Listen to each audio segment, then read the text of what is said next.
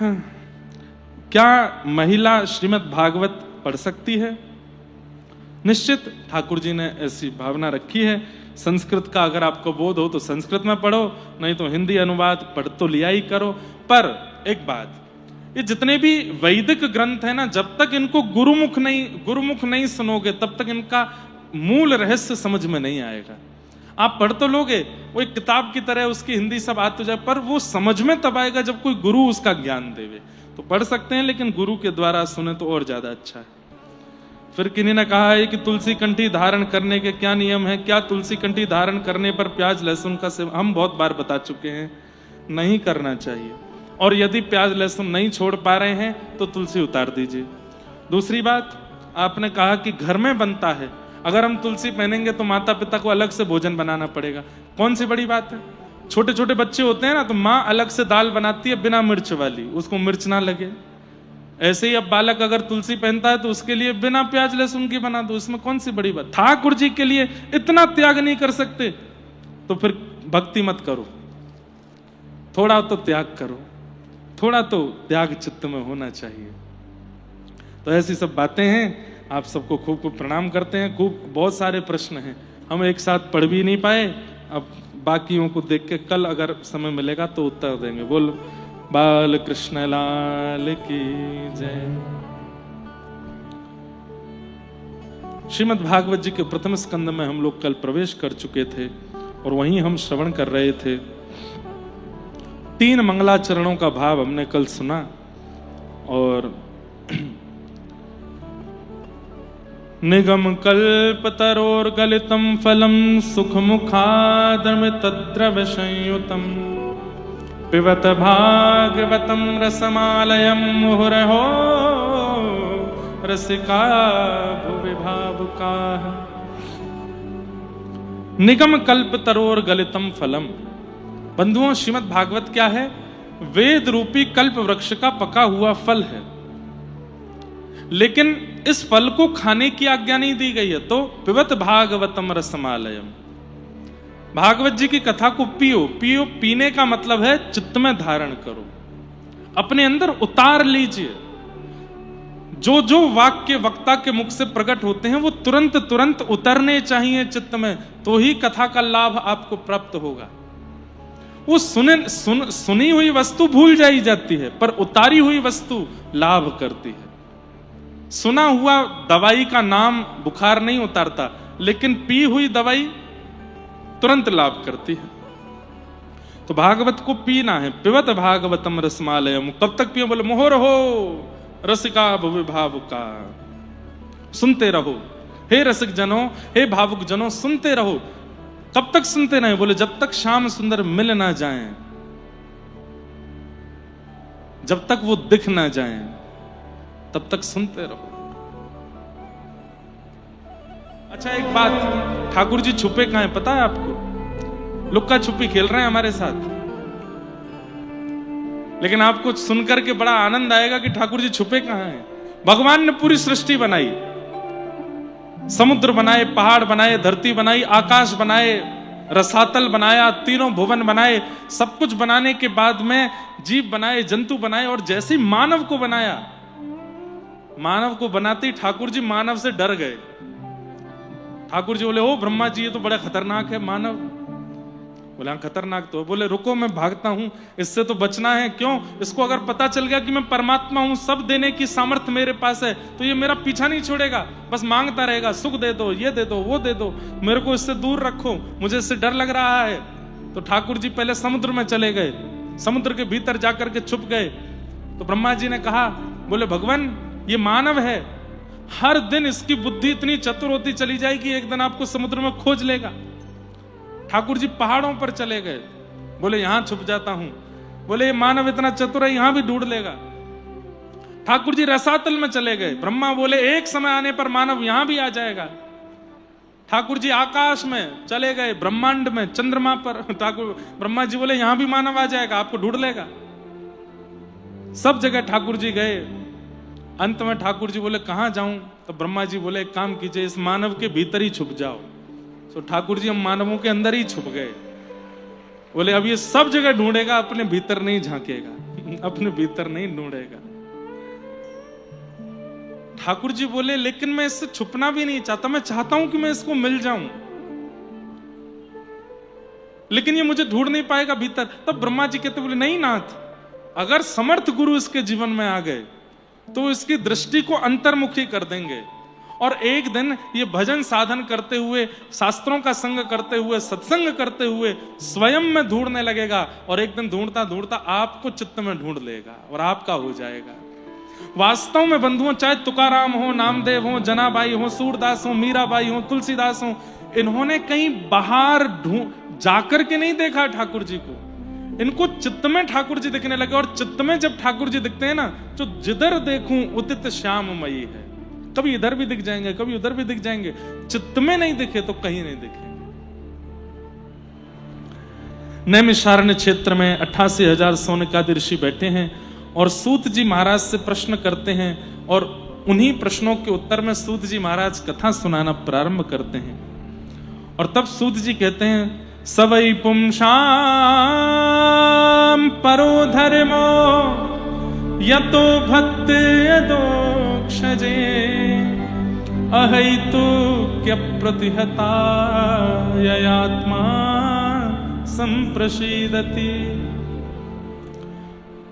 सवै पुंसाम परो धर्मो यतो भक्तिर अदोक्षजे। सब लोग इधर देखो, ध्यान से सुनो। सभी प्राणी मात्र का परम धर्म क्या है? बोले अदोक्षज भगवान की अहेतुकी भक्ति करना। अहेतुकी भक्ति किसको कहते हैं? प्रेम युक्त भक्ति करना। बंधुओं, आज 90% लोग, 95% लोग भगवान की आस्था युक्त भक्ति करते हैं, श्रद्धा युक्त भक्ति करते हैं, प्रेम युक्त नहीं। और एक बात कह दूं धीमे से, स्वार्थ युक्त भक्ति करते हैं।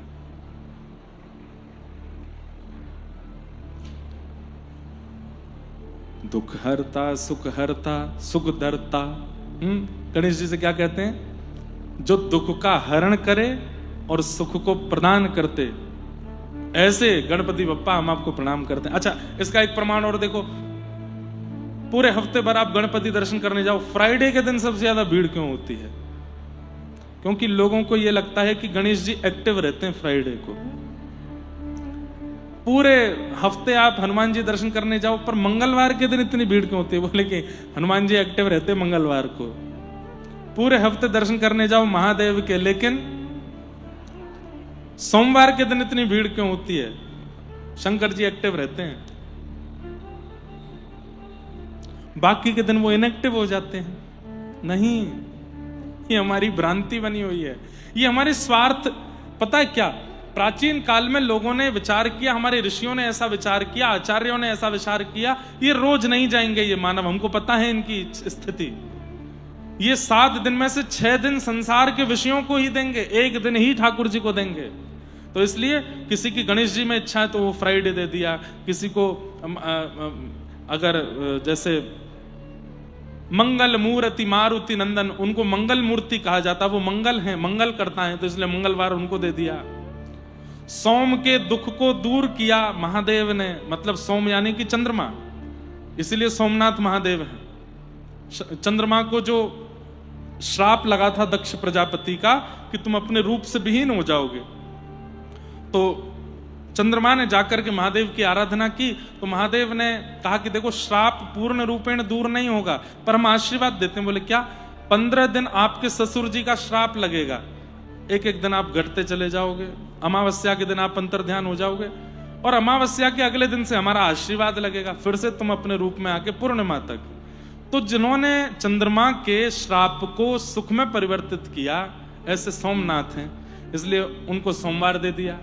ये हम लोगों के लिए निर्माण कर दिया गया कि चलो इस बहाने जिसकी शंकर जी में इच्छा है, श्रद्धा है, वो सोमवार के दिन चला जाएगा, हनुमान जी की जिसमें है वो मंगलवार को चला जाएगा, गणेश जी की जिसकी वो फ्राइडे को चला जाएगा। हर दिन स्वार्थ व्यक्ति का जब सिद्ध नहीं होता है, और वो स्वार्थ के लिए जब भगवान के पास जाता है तो पर्टिकुलर डे पर जाता है, लेकिन निस्वार्थी वो तो कभी भी चला जाता है। अब बालक अपनी मां के कभी चरण नहीं दबाता, लेकिन अचानक से जाकर के किसी दिन रात को बैठ जाए, मेरी प्यारी मां, कैसी हो? तो माँ क्या कहेगी? क्या बात है, जल्दी बोल। नहीं नहीं कुछ नहीं, पैर दबाने आया हूं। अरे मुझे सब पता है, जल्दी बोल क्या बात है। क्यों, मैं आपके पैर नहीं दबा सकता? अरे भाई बहुत दबा लिए तूने पैर, मैं तेरी बस राजी हूं, तू जल्दी बता काम क्या है। माँ बोले हाँ, वो पल्ली गली वाली से ब्याह कर लूं मैं। चल भाग यहां से। ऐसा स्वार्थी बालक। मां जानते, मां का प्रेम तो है उस बालक से, लेकिन वो बालक जब स्वार्थ सिद्ध में आता है, स्वार्थ सिद्धि में आता है, तभी मां की सेवा करता है। ऐसे ही केवल मंगलवार के दिन हनुमान जी जाने वाले, केवल सोमवार के दिन जाने वाले महादेव के पास, केवल फ्राइडे को जाने वाले गणेश जी के पास, केवल थर्सडे को जाने वाले नारायण के पास, वो सब स्वार्थी बालक हैं। ठाकुर जी उनसे आते कोई बातचीत नहीं करते हैं, सीधे बोलते हैं क्या काम है, काम बोल, निकल यहां से। नाथ ये काम कर दो, ठीक है हो जाएगा जा। उससे ठाकुर जी ज्यादा मतलब नहीं रखते। लेकिन जो रोज जाता है, जो रोज बैठता है, जो रोज देखता है, रोज दर्शन करता है, ठाकुर जी को इतना प्रिय लगने लगता है। बोले ये मेरे से निस्वार्थ भाव से आता है, बस मुझे देखने आता, मेरा दर्शन करने आता, मुझे अपना मानता है।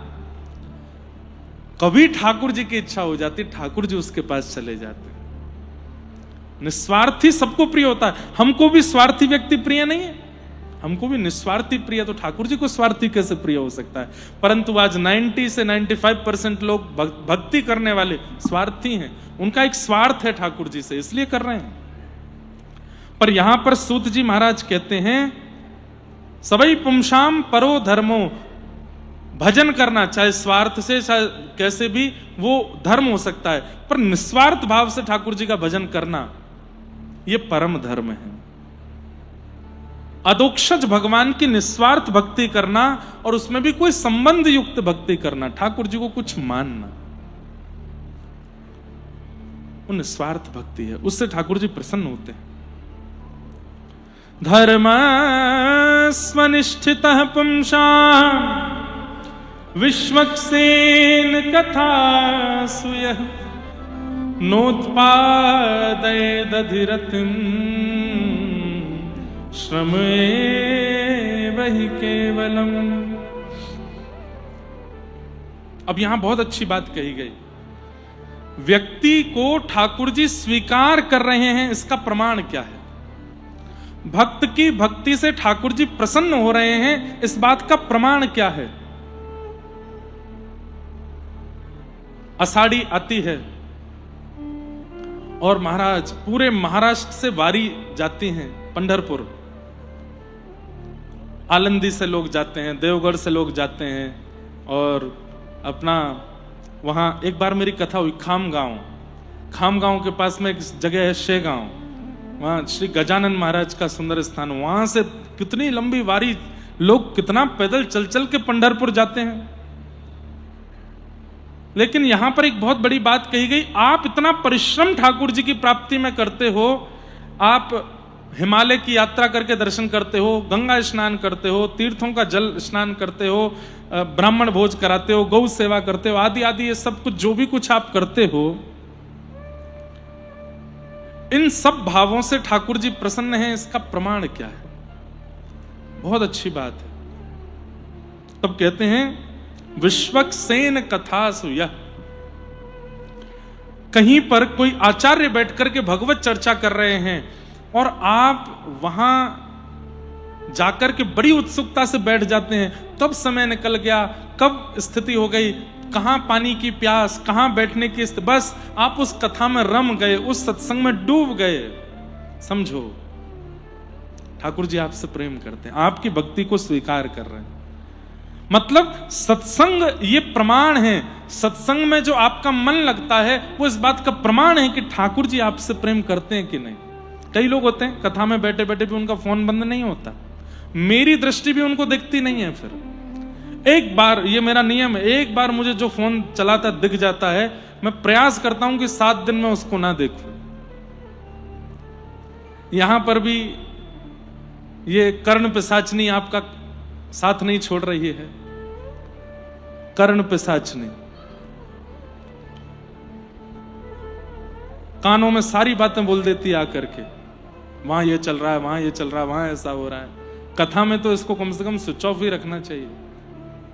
लेकिन कथा में बैठ करके जो इतना तक भूल जाता हो, अब जैसे भाई गर्मी का समय है, आप आधा घंटा बोल के देखिए नॉन स्टॉप, आपका गला सूख जाएगा, प्यास लगने लगेगी, इच्छा होगी कि कुछ पिला दो। और 1 घंटा कुछ बोलने के बाद तो आपका मन होगा कि भाई अब मुझे कुछ बुलवाओ मत। पर 3, साढ़े 3, 4 घंटा कथा चलती है, ना पानी की इच्छा होती है, एक आसन पे बैठे रहते हैं, ना पैर सीधा करना, ना टेढ़े मेढ़े होने की कोई इच्छा नहीं, एक आसन पे बैठे इसी में ही बैठे रहेंगे। ऐसी स्थिति में जो कथा सुनने में रुचि रखते हैं, जिनका मन एकाग्र, चित्त वृत्ति एकाग्र, नेत्र एकाग्र, कान एकाग्र, सब कुछ एकाग्र होकर के भगवत भजन, भगवत कथा श्रवण करते हैं, और केवल दिखावे के लिए नहीं कि अगल बगल वाले देखें, देखो कितनी सावधानी से कथा सुन रहा, नहीं, भाव से नेत्र भी सजल हो जाते हैं, प्रेम पुलकित हो जाता है, रोंगटे खड़े होते हैं। ये सब प्रेम पुलकित स्थिति अगर कथा सुनते सुनते हो रही है तो इसका मतलब है कि आपके द्वारा किए गए भक्ति अनुष्ठान, परिक्रमा, वारी आदि, ये सब ठाकुर जी इन सब से बड़े प्रसन्न हैं। इसलिए सत्संग में आपकी रुचि बन रही है, सत्संग में आपका मन लग रहा है। छत्रपति शिवाजी महाराज, उनके प्रसंग में आता है कि दुनिया में, पूरे भारत में कहीं भी वे जाते थे, पहले पूछते थे संत श्री तुकाराम जी महाराज कहां हैं उन दिनों। अगर उन्हें पता चलता था कि मैं जहां जा रहा हूं वहां आसपास संत श्री तुकाराम जी महाराज प्रवचन करने वाले हैं, तो वे अपने राजकीय स्वरूप का त्याग करके, अपने सेना का त्याग करके, अपने अस्त्र शस्त्र बलों का त्याग करके जाते थे, सत्संग सुनते थे। और कहते हैं इतने छत्रपति शिवाजी महाराज, जिनका रूप देख करके बड़े बड़े मुगल बादशाह थरथर कांपते थे, उनका रूप कितना पराक्रम से भरा होगा, लेकिन जब वो तुकाराम जी महाराज के सत्संग में जाते थे तो वहां नेत्रों से अविरल अश्रुधार गिरते रहते थे, प्रेम पुलकित तन रहता था।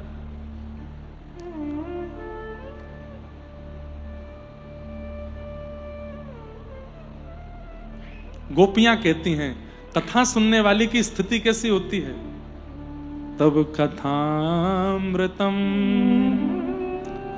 तप्त जीवनम कविभिरीडितम कल्मषापहम श्रवणमंगलम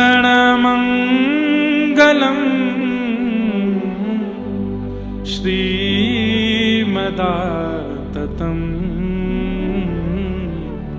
भुवि गृह्णन्ति ते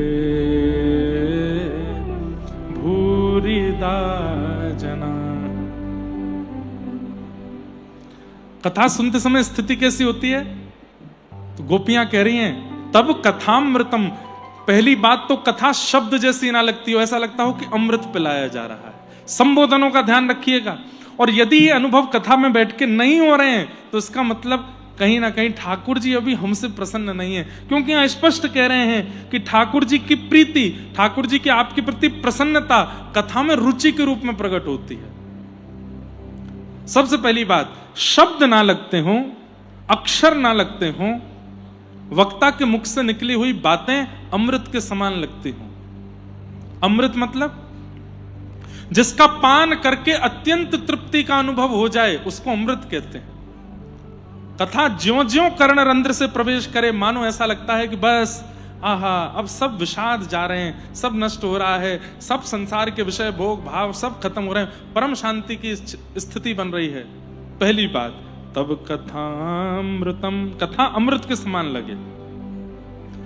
तप्त जीवनम, जीवन के जितने भी ताप हैं, चाहे वो शारीरिक ताप है, चाहे वो बौद्धिक ताप है, चाहे वो मानसिक ताप है, चाहे वो पारिवारिक ताप है, चाहे वो संबंधों का ताप है, वो सारे ताप धुल जाते हो, भूल जाते हो आप उनके बारे में कथा में बैठ करके। अब यहां इतने सारे लोग बैठे हैं, कोई हो सकता है अपनी पत्नी से लड़के आया हो, कोई हो सकता है अपने पति से लड़के आया, कोई बच्चे माता पिता से लड़के आए हों, झूठ बोल के आए हों, कई अपने संसार के बहुत सारे विषादों से, पर यहां आते ही परम प्रसन्न है, सब भूल भाल गए। क्या चल रहा है, क्या हो रहा है, कुछ याद नहीं।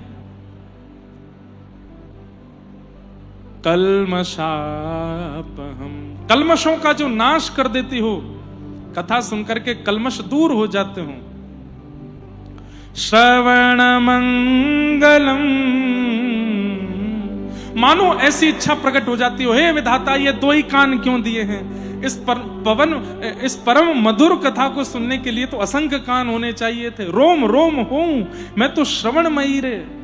ब्रज की गोपियां कहती थी, जब कोई यमुना पुलिन पर खड़े होकर के और ग्वाला कृष्ण को पुकारते थे, अरे कन्हैया, अरे कृष्ण, चल जल्दी चल, गैयान को लेकर के वापस नंद भवन को चल दे, अरे नंदरानी यशोदा मैया तेरी बाट देख रही है लाला। जैसे ही वो ग्वाल बाल कृष्ण को ऊंची टेर दे करके बुलाते हैं, तो गोपियों के कानों में जब वो कृष्ण नाम ध्वनि पड़ती है, तो गोपियां कहती हैं, अरे विधाता, तेने दो कान क्यों बनाए? तो इन रोओं का कोई काम नहीं है, ये जबरदस्ती हमारे शरीर में ये रोएं प्रकट हुए, इनकी जगह तू कान ही प्रकट कर देता, असंख्य कान हो जाते, ताकि उनसे हम कृष्ण नाम सुनते। व्रज रस में मुझे ज्यादा अगर आप ले जाएंगे तो फिर मैं वहीं चला जाऊंगा। एक और बहुत सुंदर भाव आता है। एक दिन सब गोपियां किशोरी जी को लेकर के बैठी थी, बीच में एक शिला के ऊपर किशोरी जी बैठी हैं और चारों तरफ सब गोपियां बैठ करके श्री कृष्ण की रूप माधुरी का वर्णन कर रही हैं। कैसे हैं श्याम सुंदर? आहा। कोई गोपी कह रही है ऐसी काचनी पहन करके घूमते हैं, अरे कोई गोपी कह रही है ऐसी कमर पर क्षुद्र घंटिका पहन के डोलते हैं, कोई गोपी कह रही है आपने भुजा देखी उनकी, वो आजान उलंबित भुजा। जब ठाकुर जी खड़े होते हैं तो उनके हाथों की जो सबसे बड़ी उंगली है वो घुटने तक आती है, इतनी लंबी लंबी भुजाएं हैं ठाकुर जी की।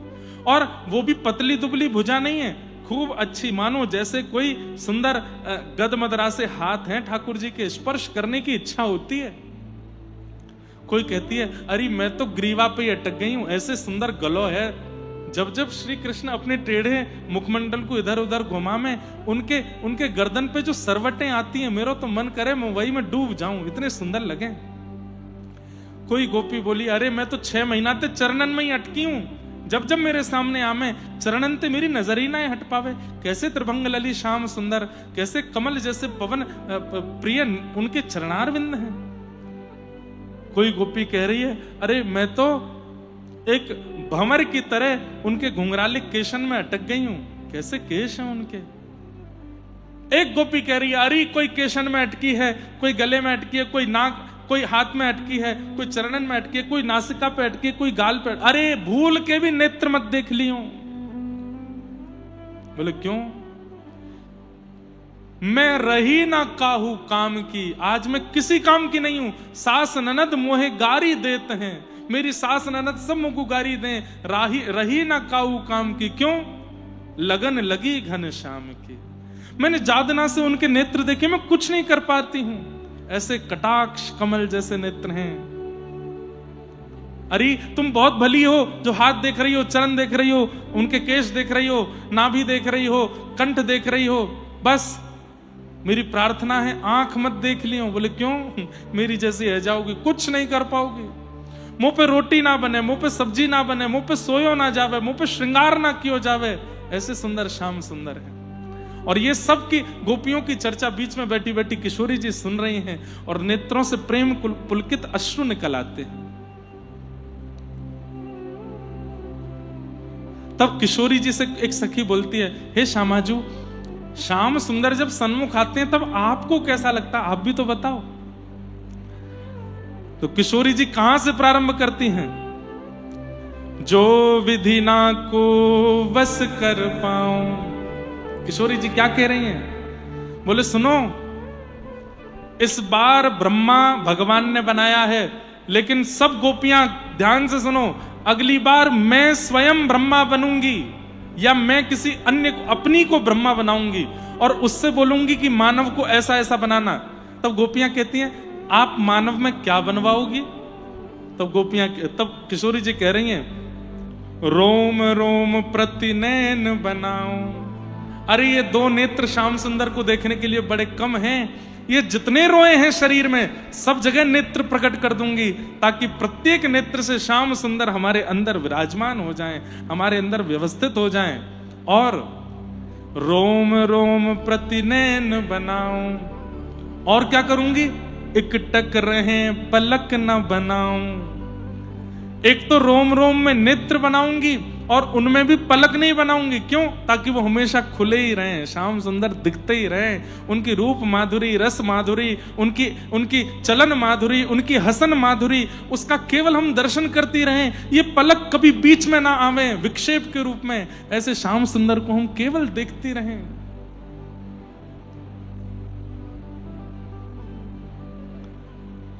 तब पूर्ण होंगे मनोरथ, सफल हमारे काज। तब किशोरी जी बोल रही हैं, तब चैन मिलेगा। अभी दो नेत्रों से चैन नहीं मिलता है। दो नेत्रों से श्याम सुंदर को देख करके मन भरता नहीं है। रोम रोम से देखना है, रोम रोम से अनुभव करना है।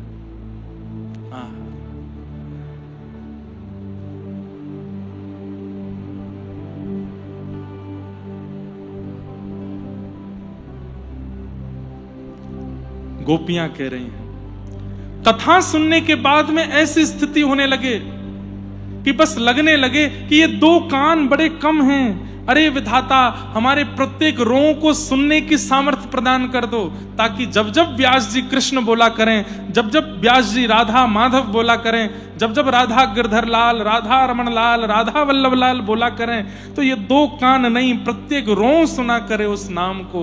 हमारे शरीर में रक्त की धार नहीं, कृष्ण नाम की धार बहने लगे। ऐसी मन में इच्छा प्रकट कथा सुनते सुनते होने लग जाती हो, तब समझो कि ठाकुर जी प्रसन्न है। श्रवण मंगलम श्रीमदाततम। और कितनी बड़ी बात है, कथा सुनने के बाद व्यक्ति को लगता हो मुझसे ज्यादा धनवान कोई नहीं है इस संसार में। भले ही किसी और से 10 रुपया किराया देकर के आए हैं कथा सुनने के लिए, लेकिन कथा सुनने के बाद क्या लगे, मुझसे ज्यादा धनवान कोई नहीं है। क्यों? आज 4 घंटे में बताई हुई समस्त भावों को मैंने पी लिया है, उड़ेल लिया है अपने चित्त में। अब मेरे चित्त में जो कृष्ण भक्ति भाव प्रेम विराजमान है, ऐसा किसी के पास नहीं होगा। इसलिए वो अपने आप को अत्यंत धनवान मानने लगता हो। उसको लगता हो संसार की कमाइयां करना वो तो खर्च हो जाते हैं, पर ये कथा में जो व्यास जी ने दिया है, ये जो कमाई है, ये सबसे बड़ी कमाई है। श्रीमदाततम भुवि गृह्णन्ति ते भूरिदा जना। कथा सुनने में ऐसी रुचि बन जाए। बंधुओं, एक बात कहें, ज्यादा कथा हमारी सुन मत लेना, नहीं तो हम आपको ऐसा ही बना देंगे फिर, और फिर ऐसे ही हो जाओगे आप कि बस फिर कुछ और कहीं मन लगेगा नहीं। इसलिए थोड़े बच के रहिएगा, थोड़े किनारे किनारे ही रहो, क्योंकि ज्यादा रस पक्ष में अगर हम ले गए तो हम भी वैसे हो जाएंगे, आप भी वैसे ही हो जाओगे। बस रोते ही रहेंगे सुबह शाम ठाकुर जी की स्मृति में, ठाकुर जी के भावों में। ये नेत्र नीर कभी समाप्त नहीं होंगे, सदा बहते रहेंगे।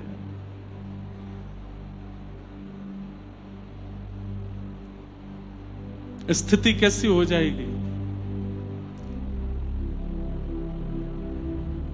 गोवर्धन वासी सांवरे, गोवर्धन वासी सांवरे, लाल तुम बिन रहो न जाए, लाल तुम बिन रहो न जाए रे, गोवर्धन वासी सांवरे, गोवर्धन वासी सांवरे। दर्शन को नैना तपे, वचन सुनन को मिलवे को हियरा तपे, ही के जीवन प्राण, गोवर्धन वासी सावरे, गोवर्धन वासी सावरे। बस ऐसी स्थिति हो जाएगी तुम बिन रहो न जाए, बस अब आप चाहिए। जैसे प्यासे को जल चाहिए, जैसे लोभी को धन चाहिए, जैसे निर्धन को धन चाहिए, जैसे कामी को काम चाहिए। हे नाथ, ये सब उसके बिना नहीं रह पाते, ऐसे मैं भी आपके बिना नहीं रह सकता, आप चाहिए मुझे। कथा सुनते सुनते ये भावना, ये स्थिति मन में प्रकट होने लग जाए, ऐसी मनस्थिति, ऐसी चित्तवृत्ति होने लग जाए, तो समझ जाओ ठाकुर जी आपसे प्रसन्न है। लेकिन बस समय पूर्ति के लिए कथा सुन रहे हैं कि इतने बजे से इतने बजे तक सुननी है, ये बातें सुननी है, फिर उसके बाद उठ के जाना है। ठाकुर जी आपसे इतने प्रसन्न नहीं है, क्योंकि आप केवल वहीं अटक गए हो, उससे आगे बढ़ नहीं पा रहे हो। अरे प्रसंग आता है, मैं बंधुओं नेत्र बंद करके कथा कहूं तो समझ जाइएगा कि शायद किसी अन्य भाव में हूं, इसलिए कहने दीजिएगा, बस आप सुनते रहना। हमारे व्रजमंडल के श्री कृष्णदास, उनका स्वरूप ऐसा था कि वो किसी भी वस्तु को देखते थे। जैसे हमारा मन कैसा है, हम आम देख लेते हैं तो आम देख करके हमारे मुंह में पानी आ जाता है, अरे ये आम तो मैं खा लूं, कितना बढ़िया लगेगा, इसको बढ़िया फ्रिज में रख के ठंडा करके इसको काट करके ऐसे खाऊंगा। कोई सोचता है चूस के खाऊंगा, कोई सोचता है इसकी गुठली खाऊंगा, कोई सोचता है इसका अचार बनाऊंगा। आम को देख करके हम अपने रसना की कितनी भावना सोच लेते हैं। लेकिन कृष्णदास जी की दृष्टि कैसी थी, वो आम की सुंदरता देख करके मन में विचार करते थे, मेरे ठाकुर जी को भोग लगेगा तो उनको कितना सुख मिलेगा, उनको कितना अच्छा लगेगा। कोई व्यक्ति कपड़े देखता है तो कपड़े देख करके तुरंत सोच लेता है मैं पहनूंगा तो कैसा लगूंगा। लेकिन श्री कृष्णदास जी सोचते थे इस छपाई का कपड़ा यदि मेरे ठाकुर जी की पोशाक बनेगी तो कितनी बढ़िया लगेगी। मतलब वो हर वस्तु को देख करके ठाकुर जी के ऊपर इमेजिन करते थे, कभी अपने ऊपर नहीं। एक बार आगरा गए, आगरा की सब्जी मंडी में घूम रहे थे, तभी उनको एक सुंदर गायन का स्वर सुनाई देने लगा। एक कोई स्त्री बड़े सुंदर स्वर में गा रही थी, और वो स्वर सुनते ही कृष्णदास जी रुक गए और मन में सोचने लगे इतना सुंदर स्वर, अरे ये स्वर तो मेरे ठाकुर जी के सन्मुख प्रकट होना चाहिए, इस स्वर से तो मेरे ठाकुर जी की सेवा होनी चाहिए।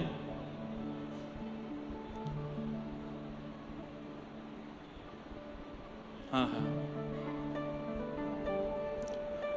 सोहि सुहागन प्रिय जाहिरी छे, मेरे ठाकुर जी को प्रिय लगेगा ये। और ये सोच करके श्री कृष्णदास जी उस स्वर का पीछा करने लगे, कहां से ये कोकिल स्वर आ रहा है, इतना मीठा कौन गा रहा है। और ढूंढते ढूंढते ढूंढते जैसे ही एक गली में पहुंचे, गली से अंदर गए, वहां पर देखा एक बहुत सुंदर सा भवन था। और जैसे भीतर गए तो क्या देखते हैं, चारों तरफ मन चले लोग बैठे हैं, कोई पी रहा है, कोई धन लुटा रहा है, कोई वाह वाह कर रहा है, और बीच में एक नगर वैश्या बैठ करके गा रही है। उन सबको रिझाने के लिए गा रही थी, पर उससे कृष्ण भक्त श्री कृष्णदास जी रीझ गए। जब उसने अपना गायन खत्म किया तो कईयों ने उस पर धन लुटाया, कईयों ने कुछ कहा, कोई सोने की मोहर लुटाने लगा। कृष्णदास जी ने तुरंत उसके रूप को देख करके कहा कि इसका गायन तो मेरे श्रीनाथ जी के आगे होना चाहिए। गए उस वैश्या के पास और वैश्या से जाकर के बोले हमारे सेठ को रिझाओगी अपने गायन से। तो वो वैश्या बोली मेरे दाम बहुत ज्यादा हैं, मैं ऐसे नहीं जाती कहीं भी। तो कृष्णदास जी ने उस समय में, आज से 500 वर्ष पहले, 100 रुपया निकाले। उस समय बहुत बड़ी रकम यदि कोई देता था तो 11 रुपया 12 रुपया उस वैश्या को मिलते थे, लेकिन 100 रुपए कृष्णदास जी ने निकाल करके दे दिए और कहा ये अभी के हैं, इससे अधिक हमारे सेठ जी तुमको दे देंगे, चलो। वो वैश्या बोली मैंने जीवन में कभी 100 रुपया नहीं देखे, आप कौन हो? आप सेठ जी के कौन हो? भाई हो? उनके बंधु, उनके परिवार से हो? बोले नहीं नहीं नहीं, मैं तो उनके चरणों का दास हूं। वैश्या सोचने लगी जब दास 100 रुपया दे रहा है तो सेठ, स्वामी, मालिक वो क्या देगा? धन के लोभ में तैयार हो गई और अपना और अद्भुत श्रृंगार करके आई और वो वाली पोशाक पहन के आई जिसमें वो सबसे सुंदर लगती थी। मैं उस सेठ को इतना रिझा लूंगी, इतना अपनी ओर आकृष्ट कर लूंगी कि वो मुझ पर न्योछावर करके खूब धन लुटाएगा। वो क्या जानती थी कि सेठ नहीं है, वो तो सांवरिया सेठ हैं, वो तो साक्षात परमात्मा है जिनके पास ये कृष्णदास लेके जा रहे हैं। उसको तो लगा कोई व्यापारी सेठ होगा। निकल पड़ी, कृष्णदास जी से रस्ते भर चर्चा करती हुई जा रही है। कृष्णदास जी बस उसकी ओर देख रहे हैं और ठाकुर जी का स्मरण करके सोच रहे हैं, हे ठाकुर जी इस पर कृपा करना। गोवर्धन लेकर के आए और श्री गिरिराज जी में पहुंच करके गिरिराज जी की तलेटी के ऊपर श्रीनाथ जी विराजते थे तब, आजकल उदयपुर के पास विराजते हैं लेकिन तब गोवर्धन में विराजते थे। ठाकुर जी का राजभोग हो रहा था, कपाट लगे हुए थे। कृष्णदास जी ने सब दर्शनार्थियों को बाहर कर दिया, उस वैश्या को लेकर के भीतर गए। क्यों? उसका गुण इतना प्रिय लग गया था कि बस इस गुण से ठाकुर जी की सेवा हो जाए कैसे भी। ठाकुर जी के सामने जैसे ही वो खड़ी हुई, पर्दा लगा था। कृष्णदास जी की ओर देख के बोलती, कहां है तुम्हारे सेठ? बोले भोजन कर रहे हैं अभी, तुम बस ध्यान से देखती रहना और सुनो, रिझाने में कोई कसर मत छोड़ना, प्रसन्न कर देना उनको। वो प्रसन्न हो गए तो वो दे देंगे जो बड़े बड़े लोग नहीं दे सकते। अरे आप चिंता मत करो, मैं ऐसा गाऊंगी, मैं ऐसा नृत्य करूंगी, ऐसा ऐसा कुछ सुनाऊंगी, रीझ जाएंगे।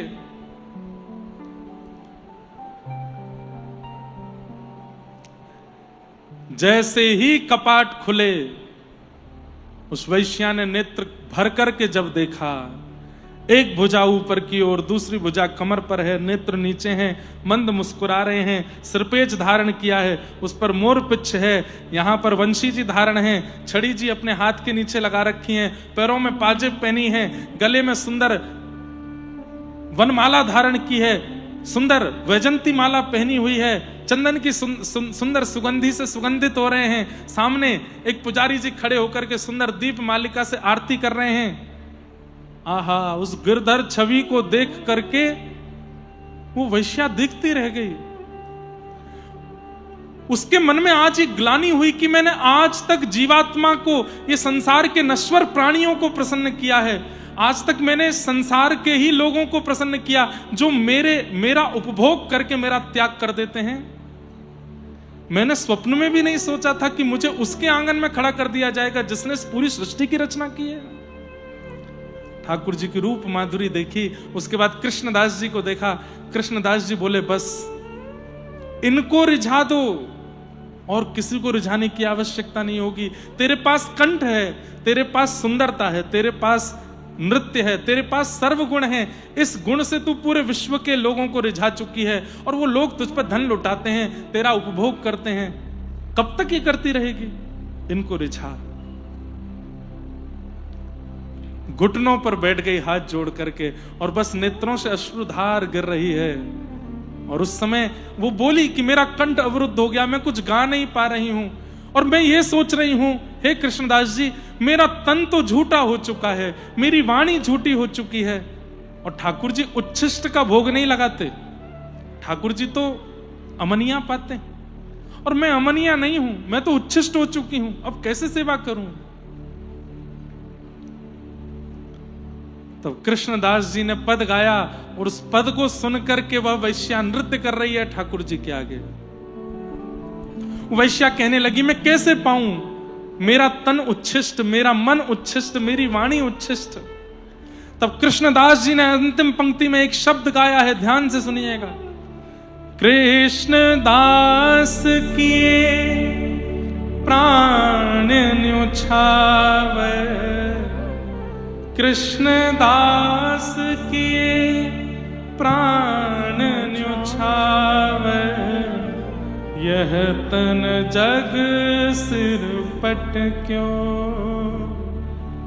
कृष्णदास जी कह रहे हैं तेरा तन अपवित्र होगा, तेरी वाणी अपवित्र हो सकती है, तेरी बुद्धि अपवित्र हो सकती है, लेकिन तेरी आत्मा परम पवित्र है।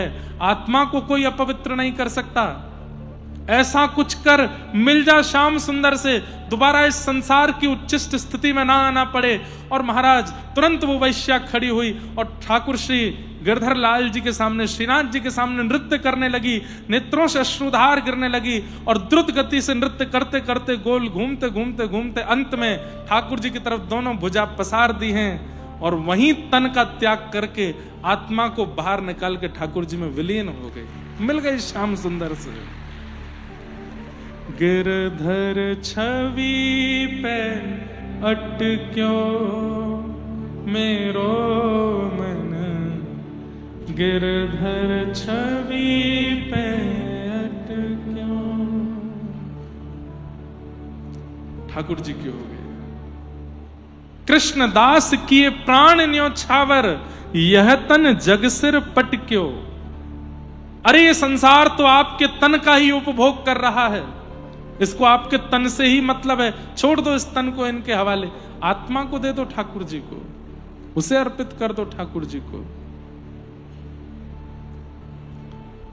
और वो संभव कैसे होगा? ये रुचि बने सत्संग के प्रति, कथा में कहे गए शब्द शब्द से ना लगते हो, अक्षर से ना लगते हो, किसी व्यास की वाणी से ना लगती हो, ठाकुर जी की मधुर वेणु के समान वो लगता हो और स्वयं के प्रति गोपी की इच्छा आती हो, नेत्रों से कर्ण रंध्र से जब वह शब्द भीतर जाते हो तो लगता हो कृष्ण वेणु रव कर रहे हैं और हमारे चित्त का मार्जन करके हमें अपनी ओर खींच रहे हैं।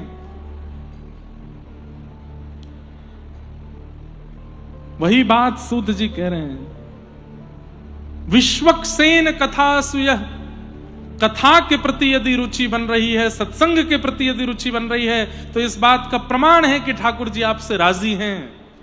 लेकिन सत्संग सुनते सुनते, कथा सुनते सुनते मन विचलित होता है, उठ के जाने का मन होता है, या फिर बस अब होता है कि कब विश्राम हो, समझो ठाकुर जी दूर हैं, ऐसी भाव।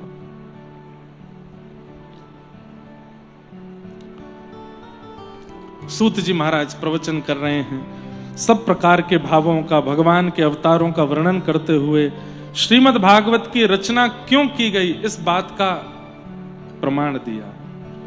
इदं भागवतम नाम पुराणम ब्रह्म संहितम, उत्तम श्लोक चरितम चकार भगवान ऋषि। ये भागवत नाम का पुराण है जिसका निर्माण वेदव्यास जी महाराज ने किया है। उत्तम श्लोक चरितम, उत्तम श्लोक भगवान के भक्तों का इसमें चरित्र है और भगवान वेदव्यास ने इसकी रचना की है। ऐसी भागवत की रचना की कथा सुनाई गई। वेदव्यास जी महाराज का मन विचलित था। तब नारद जी महाराज ने जाकर के उनको कहा कि आपने जितने भी ग्रंथ लिखे हैं उन ग्रंथों में भगवान के यश का वर्णन किया है, भगवान के ऐश्वर्य का वर्णन किया है, अभी तक ठाकुर जी के बाल भाव का आपने वर्णन नहीं किया, उनके प्रभाव का वर्णन बहुत किया है, उनके स्वभाव का वर्णन नहीं किया है, इसलिए आपका मन अशांत है। हे वेदव्यास जी, ऐसे किसी ग्रंथ की रचना करो जिसमें भगवान के स्वभाव का वर्णन हो, प्रभाव का नहीं। प्रभाव तो पूरी दुनिया जानती है ठाकुर जी का, प्रभाव कैसा है ये तो सब जानते हैं, लेकिन उनका स्वभाव कैसा है इसका वर्णन आपने अभी तक नहीं किया, इसलिए आपका मन अशांत है। तब वेदव्यास जी महाराज ने भागवत की रचना की। भागवत में भगवान के प्रभाव नहीं, स्वभाव की चर्चा ज्यादा है, भगवान के स्वभाव की चर्चा है। कैसा स्वभाव है ठाकुर जी का? हमारे भारत में जयपुर में एक संत हुए, उनका नाम था श्री राम प्रसाद जी महाराज। क्या नाम था? राम प्रसाद। बहुत दिन बाद इनका चरित्र याद आया है, ध्यान से सुनिएगा। इनके पिताजी जो थे उन्होंने अपने पिता की मृत्यु देख करके संन्यास ग्रहण कर लिया, विवाह नहीं किया। अपने पिता को मरणासन अवस्था में देख करके उन्होंने सोच लिया कि मेरी मां रो रही है, इसका मतलब है कि मैं कल को विवाह करूंगा और विवाह के बाद मेरे प्राण चले गए तो मेरी वजह से भी किसी को रोना पड़ेगा, मैं विवाह नहीं करूंगा। और इस कारण से उन्होंने विवाह नहीं किया। ध्यान से सुनिएगा। और विवाह ना करके सर्वगुण संपन्न होकर संपत्ति होते हुए भी केवल अपने पिता की मृत्यु देख के ऐसा वैराग्य आया, सब छोड़ करके भजन करने वन में चले गए और इतना नाम जप किया, इतना नाम जप किया, 24 घंटे ठाकुर श्री का नाम जप करते, राम जी का स्मरण करते, राम राम राम राम राम राम जपते रहते थे। कुछ ही महीनों में राम नाम का ऐसा प्रभाव हुआ कि एक क्षण के लिए इन्होंने अपने नेत्र खोले तो क्या पाया, साक्षात प्रभु श्री राम, श्री जानकी जी, श्री भरत जी, लक्ष्मण जी, शत्रुघ्न जी, श्री हनुमान जी, समस्त राम दरबार इनके सामने प्रकट हो गया। इन्होंने जैसे ठाकुर जी को प्रणाम किया, राघव जी को प्रणाम किया, राम जी बोले हम केवल 2 शब्द बोलेंगे और बोल के अंतर ध्यान हो जाएंगे, ध्यान से सुनना। बोले जी भगवान आज्ञा करें। विवाह करो। बोले नाथ ये कैसी बात कह रहे हैं, मैं तो आपके संग रहना चाहता हूं। अरे मुझे संसार में नहीं रहना, ले चलिए अपने साथ। इतने में तो ठाकुर जी अंतर ध्यान हो गए। क्या बोल के गए, विवाह करो। खूब ढूंढा, ठाकुर जी नहीं मिले। अब तो इतने परेशान हो गए, अब कहां जाऊं। घर परिवार में ज्यादा लोग थे नहीं, लौट करके आए और आकर के अब बस सोचने लगे कैसे करूं। ठाकुर जी कह के गए विवाह करो। ब्राह्मण थे,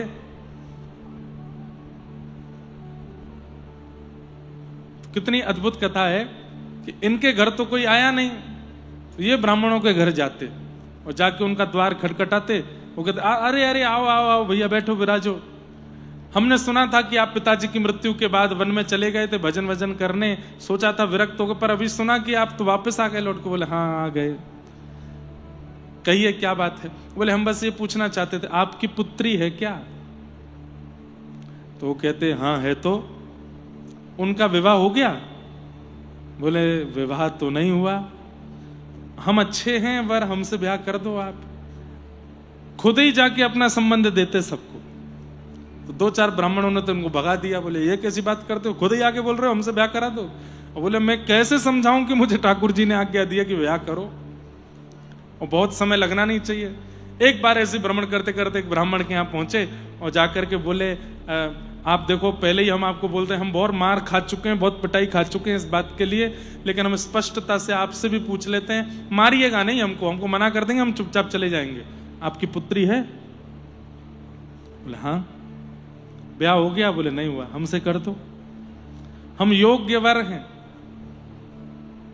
तो ब्राह्मण इतने प्रसन्न, मतलब भावुक हो गए इनकी बात। बोले कैसा देखो इनका दुर्भाग्य ही कह सकते हैं, माता पिता है नहीं परिवार में कोई, खुद ही जा रहे हैं कि मुझसे ब्याह कर दो। और वो ब्राह्मण रीझ गए, उन्होंने अपनी पुत्री का विवाह उनसे कर दिया। उनके जो प्रथम संतान हुई उसका नाम उन्होंने राम प्रसाद रखा। क्यों? क्योंकि राघव जी की आज्ञा से ही दाम्पत्य जीवन में प्रवेश किया, ये संतान भी उन्हीं की कृपा से हुई है, तो इसका नाम राम प्रसाद है। राम प्रसाद नाम रखा। जयपुर में रहते थे। बहुत ध्यान से सुनिएगा। हमारे जयपुर में वृंदावन के सप्त निधियों के प्रथम ठाकुर विराजते हैं श्री गोविंद देव जी। तो वृंदावन के गोमा टीला पर इनका प्राकट्य हुआ। लेकिन औरंगजेब ने जब आक्रमण किया, औरंगजेब जब आगरा आया तो आगरा में आकर के एक दिन रात में किले पर खड़े होकर के देख रहा था तो दूर एक दिया दिखाई दिया। उसने कहा ये आकाश में दीपक जैसा दिखाई दे रहा है, क्या है ये? बोले महाराज यहां से 50 किलोमीटर की दूरी पर एक हिंदुओं का धाम है, उसका नाम है वृंदावन। वहां एक ठाकुर प्रकट हुआ है, उसका नाम है गोविंद देव। उसके मंदिर के शिखर का ये दिया है।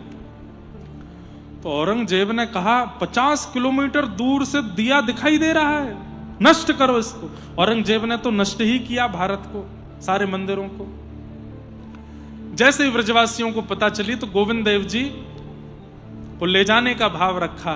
तब जयपुर के राजा ने कहा कि मैं पूरी सुरक्षा दूंगा, आप कृपा करके श्री गोविंद देव जी को यहां ले आओ। और कुछ कुछ दिन जगह जगह पड़ाव करते हुए श्री गोविंद देव जी जयपुर गए। तब से जयपुर में विराजमान। तो जयपुर में इनका जन्म हुआ श्री राम प्रसाद जी। तो राम प्रसाद जी गोविंद देव जी के मंदिर जाते थे। अब इनकी दर्शन वर्शन में तो रुचि कम थी। गोसाई जी के 2 बेटे थे, वो राम प्रसाद जी की उम्र के ही थे। मंदिर में इतनी भीड़ होती नहीं थी, 2-4 लोग दर्शन करने आते थे। गोसाई जी के बच्चों के साथ राम प्रसाद जी खेलते थे। तो इनके मन में क्या भावना थी कि गोसाई जी के 3 बालक हैं, 2 तो मेरे साथ खेलते हैं और एक ये मुकुट उकुट पहन करके पीतांबरी पहन के सामने खड़ा रहता है, ये खेलने नहीं आता, ये खड़ा ही रहता है यहाँ पे।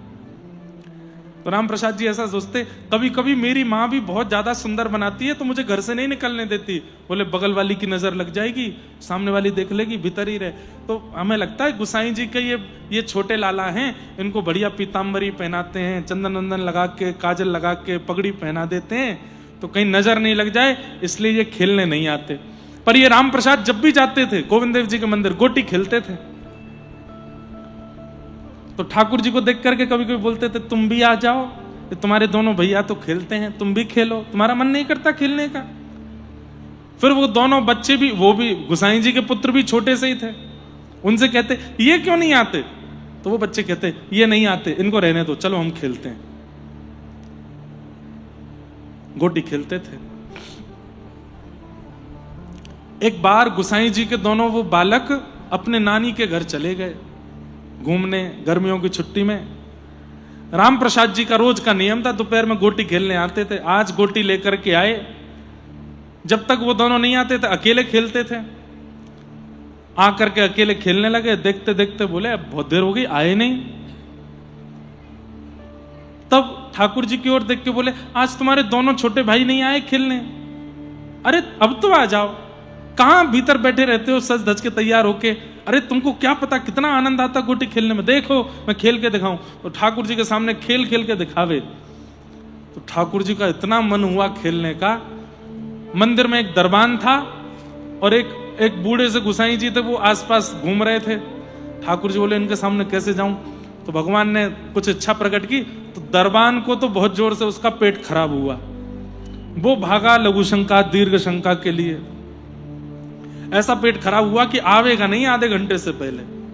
और जो गोसाई जी मंदिर में घूम रहे थे उनको बहुत जोर की भूख लगाई। सोचने लगे अभी भोजन करके आया था, पता नहीं भूख क्यों लग रही है। वे वापस मंदिर के पीछे अपने घर चले गए। पंडिताइन से बोले भोजन बनाओ, भूख लगी है, बड़ी जोर की भूख। अब मंदिर में कोई नहीं।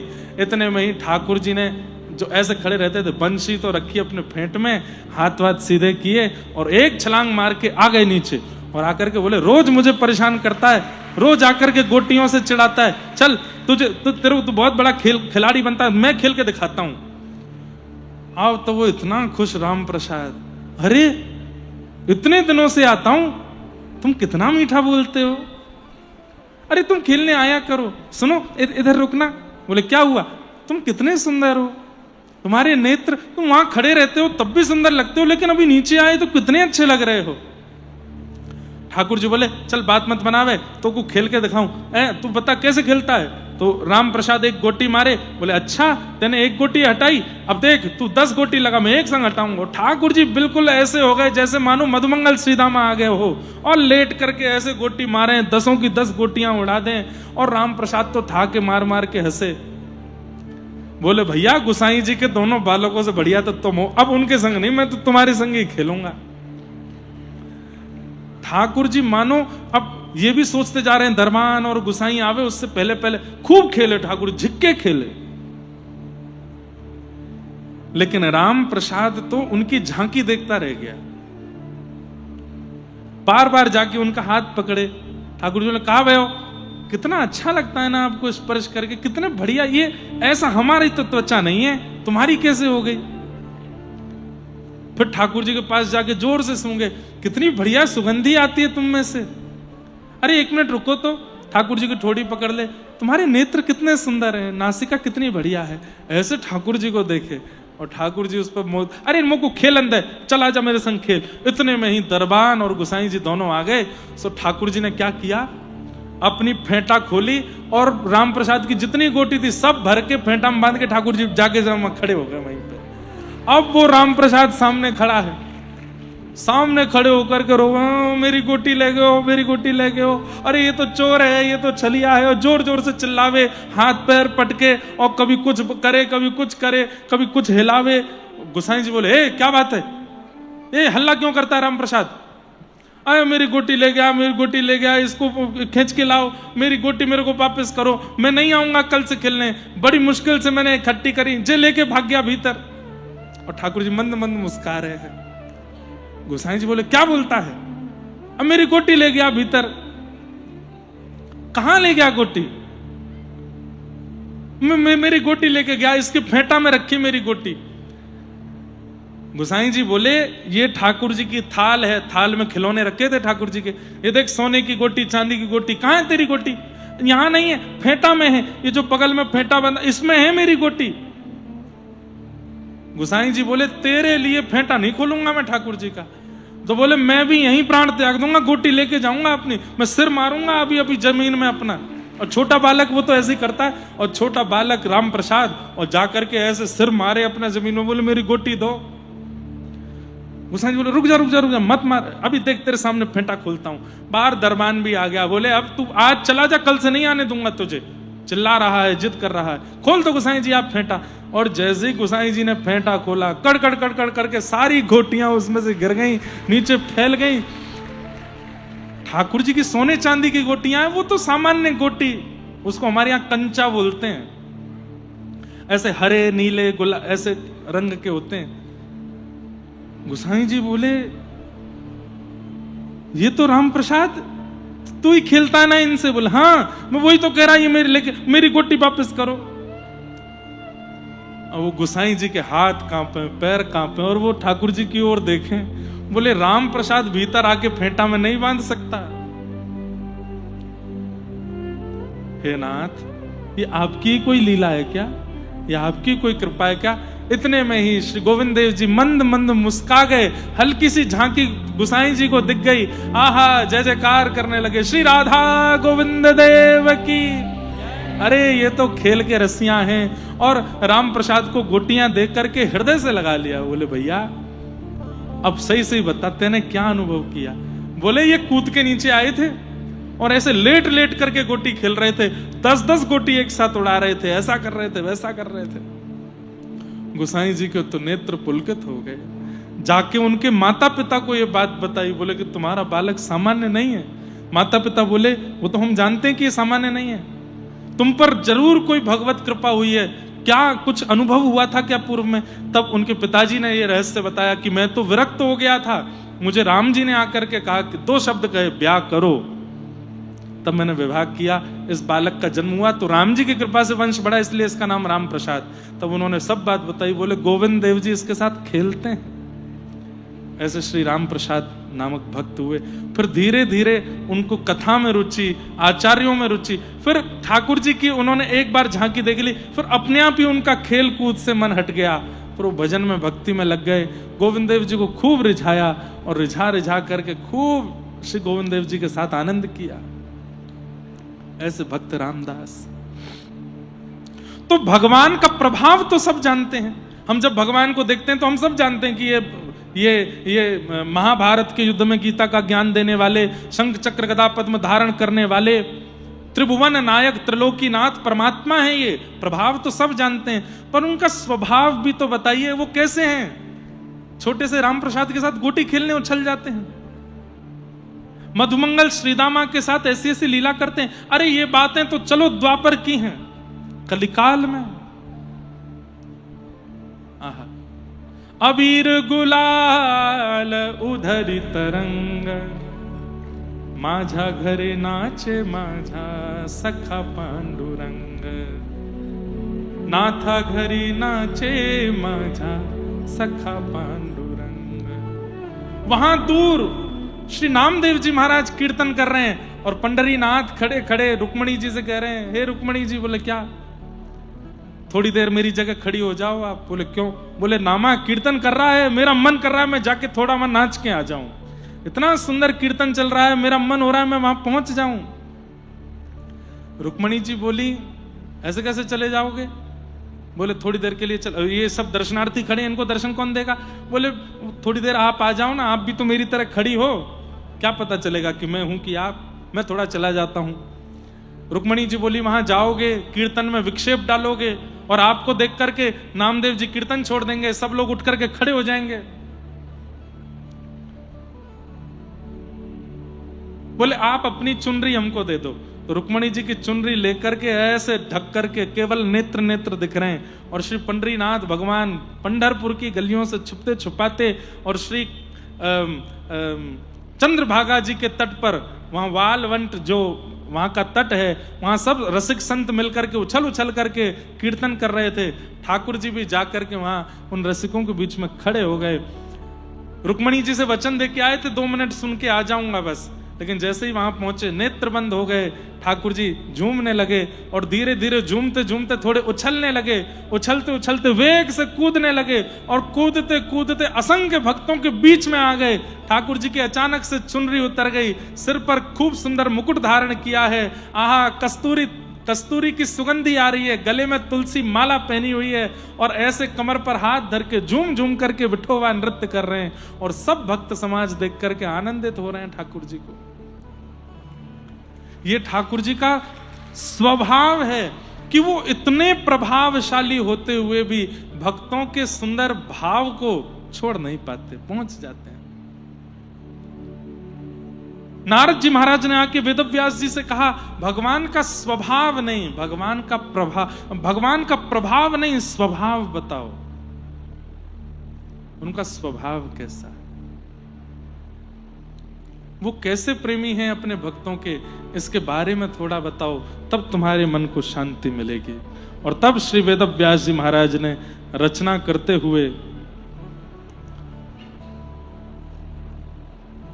ध्यान लगाया, समाधिना अनुस्मर तद्विचेष्टितम्, और समाधि के बाद जब रचना की है, आहा, भक्ति योगेन मनसि सम्यक प्रणिहिते मले अपश्यत् पुरुषं पूर्वं मायां च तत्पाश्रयाम्। ऐसे एक भाव की रचना की जहां माया और परमात्मा विलग दिखने लगे। अभी क्या होता है, हमको परमात्मा भी दिखते हैं और परमात्मा के संग माया भी दिखती है, लेकिन ऐसे ग्रंथ की रचना की जिसको सुनने और पढ़ने के बाद माया और परमात्मा अलग अलग हैं, ये भेद हमारे सामने स्पष्ट हो जाएगा। संसार माया है, परमात्मा की भक्ति उससे अलग है, माया के संग भक्ति नहीं हो सकती। अभी हम माया और भक्ति दोनों एक साथ करते हैं, लेकिन जिस ग्रंथ के आश्रय से, जिस कथा के आश्रय से माया और भक्ति दोनों विलग विलग हैं, ये स्पष्टीकरण हो जाए, वो भागवत है। ऐसी भागवत जी की रचना की। लोकस्य जानतो विद्वांस चक्रे सात्वत समयता। बोलो श्रीमद् भागवत महापुराण की। भागवत की रचना की और रचना करके श्री वेदव्यास जी महाराज ने अपने पुत्र श्री सुखदेव जी महाराज को यह भागवत प्रदान की और सुखदेव जी से कहा कि अब घर घर में जन जन में इसको स्थापित करो। तब श्री सुखदेव जी महाराज गंगा जी के तट पर जाते हैं और वहां उन्हें परीक्षित मिलते हैं। परीक्षित जी महाराज को यही भागवत की कथा श्री सुखदेव जी महाराज श्रवण कराते हैं और 7 दिन में उन्हें भगवत प्राप्ति का अनुभव कराते हैं। इस प्रकार से भागवत जी सुखदेव जी को दी गई। सुखदेव जी ने फिर वही परीक्षित को सुनाई। प्रश्न हुआ कि परीक्षित कौन है, इसके बारे में हमें बताओ। इसको 7 दिन में मरने का श्राप क्यों लगा था? तो यदा मृधे कौरव संजयानाम वीरेस्वथो वीर गतिम गतेषु व्रकोदरा विग्ध गदा विमर्श भृगुनोरुदंडे धृतराष्ट्रपुत्रे। महाभारत का युद्ध अपने अंतिम पड़ाव पर चल रहा था और बड़े बड़े वीर गति को प्राप्त हो गए थे। उसी महाभारत युद्ध में अंत में विजय हुई पांडवों की। इन्हीं पांडवों का वंशधर ये परीक्षित है, जिसको 7 दिन में मृत्यु का श्राप लगा था। इस परीक्षित की मां के गर्व को नष्ट करने के लिए, मातृ गर्भ में परीक्षित को नष्ट करने के लिए अश्वत्थामा ने ब्रह्मास्त्र छोड़ा था, पर ठाकुर जी ने गर्भ में जाकर के परीक्षित की रक्षा की।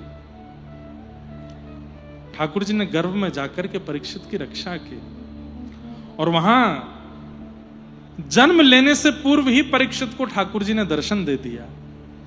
ऐसे श्री परीक्षित जी महाराज, उनका प्रादुर्भाव हुआ, उन सबके भाव बताए गए, ठाकुर जी ने उनकी रक्षा की है।